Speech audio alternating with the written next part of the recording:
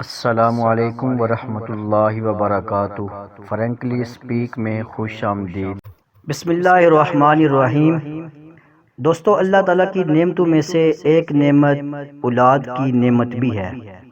آج ہم دیکھتے ہیں معاشرے کے اندر بہت سارے افراد ایسے ہیں کہ جن کو اللہ تعالیٰ نے اولاد کی نعمت سے نوازا ہے۔ اسی طرح ہم دیکھتے ہیں کہ بہت سارے لوگ ایسے بھی ہیں کہ جن کو اللہ تعالیٰ نے اولاد کی نعمت سے نہیں نوازا۔ تو ایسے افراد بھی اپنی اولاد کے لیے بہت ساری دعائیں بھی مانگتے ہیں، بہت سارے وظائف بھی کرتے ہیں اور بہت زیادہ پریشان بھی رہتے ہیں، اللہ تعالیٰ سے دعائیں بھی مانگتے ہیں کہ اللہ تعالیٰ ہمیں جو ہے اولاد کی نعمت سے بھی نوازے۔ آج جو میں آپ کے ساتھ وظیفہ شیئر کرنے جا رہا ہوں، جو بھی شخص اس وظیفے کا اہتمام کرے گا تو اللہ تعالیٰ اس کو بھی اولاد کی نعمت سے نوازیں گے۔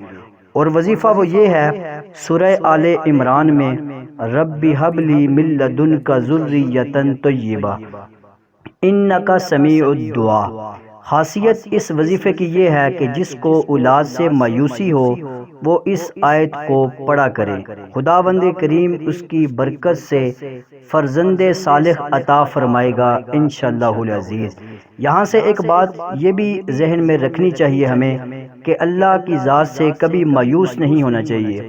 بہت سارے لوگ ایسے ہوتے ہیں جو مایوسی کی وجہ سے پریشان رہتے ہیں اور وہ مایوس ہو جاتے ہیں کہ شاید اس کے آگے کوئی اور راستہ نہیں ہے۔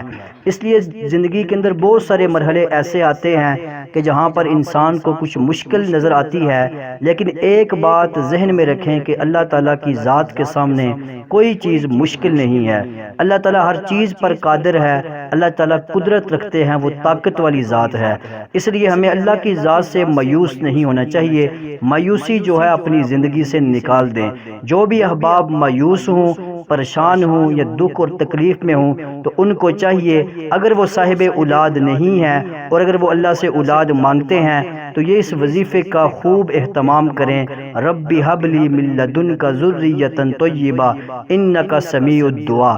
یہ سورہ آل عمران کی مختصر ترین آیت ہے۔